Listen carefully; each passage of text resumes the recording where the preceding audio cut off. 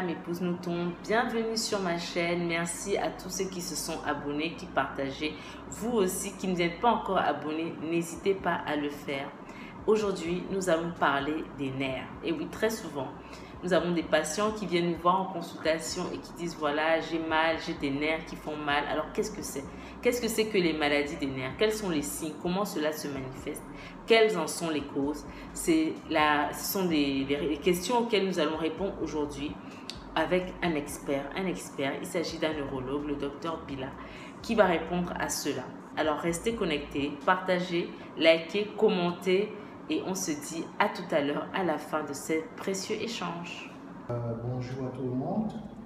Je suis le docteur Eric Bila Gumikan. Je suis médecin neurologue à l'hôpital gynéco-obstétrique et pédiatrique de Douala. Donc, neurologue, épileptologue et chercheur. Merci au docteur Mokan de m'inviter dans ta chaîne pour parler de l'épilepsie. Nous allons parler de la maladie des nerfs et je remercie Dr Monkam de m'inviter dans sa page pour parler des maladies des nerfs. Fait simple. Dans les maladies des nerfs ou bien les neuropathies, généralement les neuropathies, quand on va lire dans la littérature, ce sont des souffrances nerveuses, globalement.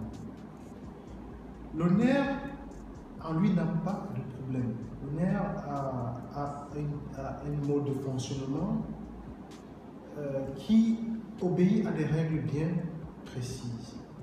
Mais lorsqu'il y a des perturbations des nerfs, des neurones, il faut comprendre que le neurone, c'est une cellule.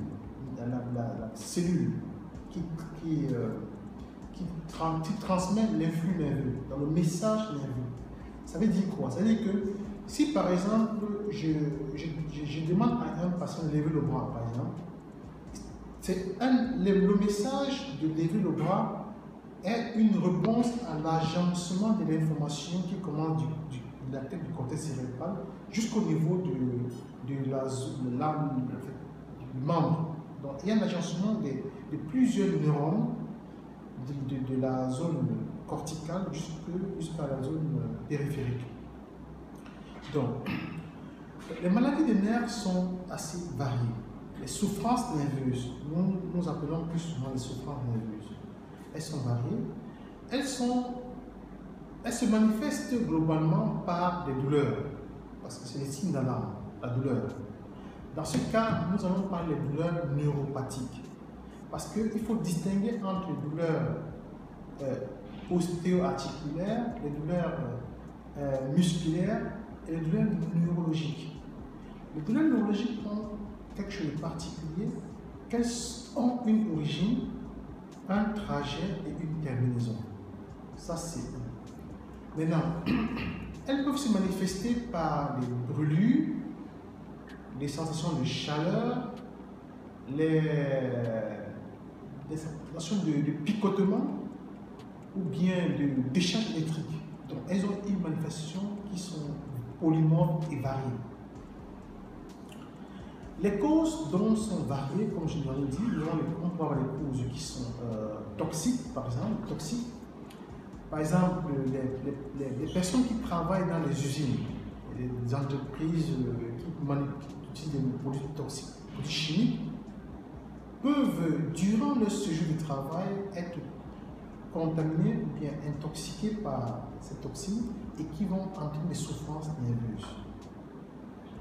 Des personnes, par exemple, qui ont des maladies chroniques telles que le diabète, par exemple, quand on sait que le diabète perturbe les petits vaisseaux sanguins, et il faut comprendre également que les neurones sont aussi vascularisés. Donc, ils doivent recevoir des petits vaisseaux qu'on appelle les vases nerveux qui doivent être vascularisés.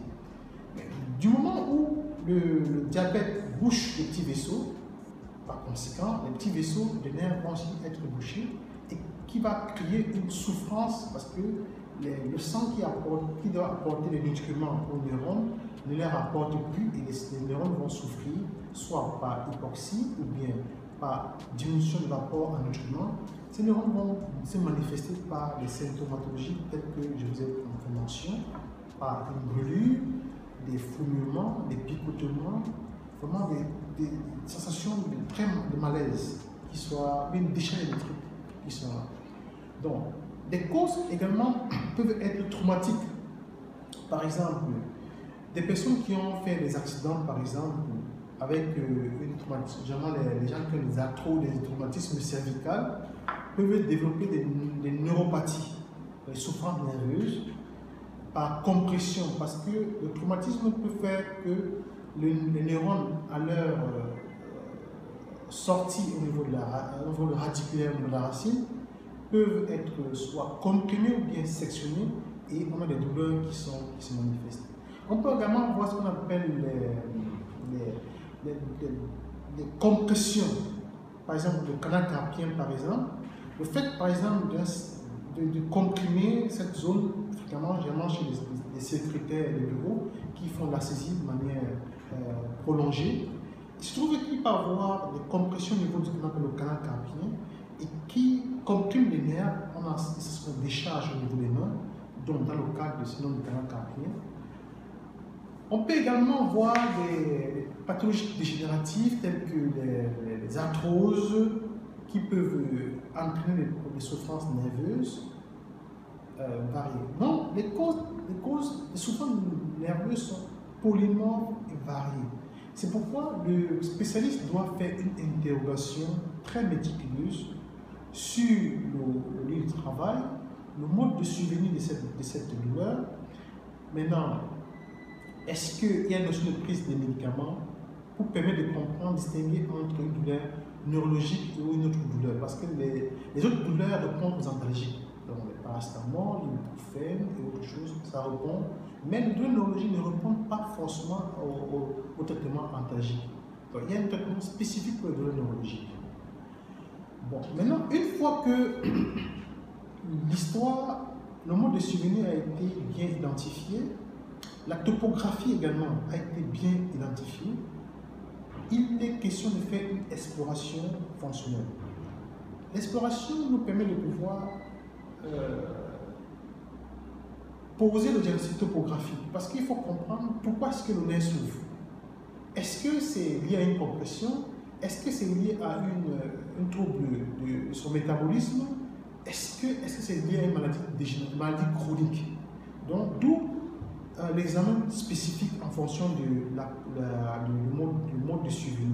On peut faire un scanner cérébral, bien un scanner de la rachis cervicale, un scanner lombaire, pour pouvoir savoir s'il y a une arthrose ou bien une compression ou une souffrance d'une racine nerveuse. On peut faire un bilan biologique dans le cas du diabète, par exemple, ou bien un trouble métabolique. Aussi, le trouble métabolique dans le cas de la déficit en vitamine, par exemple, la vitamine B, les vitamines B6, B9, B12, généralement sont souvent incriminées dans les troubles neurologiques, mais ainsi que les vitamines le trouble de vitamine B12, la vitamine D, tant pour moi, sont aussi impliqués dans le trouble neurologique. On peut aussi avoir des maladies dégénératives. Les maladies dégénératives, c'est-à-dire que les maladies qui sont liées à qui ne sont plus réversibles, qui peuvent créer. Donc tout ça peut être diagnostiqué par ce qu'on appelle l'électroneuromégraphie, l'EMG, qui est une technique d'exploration nerveuse qui permet d'explorer le nerf de sa naissance, de son trajet et sa terminaison. Sont variés, on peut arriver à ce qu'on appelle les impotences fonctionnelles lorsque la tête est au niveau du membre supérieur, inférieur, dans un ralentissement du périmètre, diminution du périmètre de marche.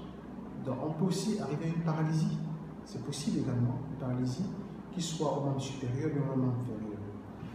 Donc, maintenant, quels sont les traitements? On peut bien traiter les maladies, les neuropathies. Tout dépend de la cause. La cause, si c'est une cause qui est réversible, c'est-à-dire que médicale, on soigne la cause, au moment la maladie, la neuropathie peut disparaître.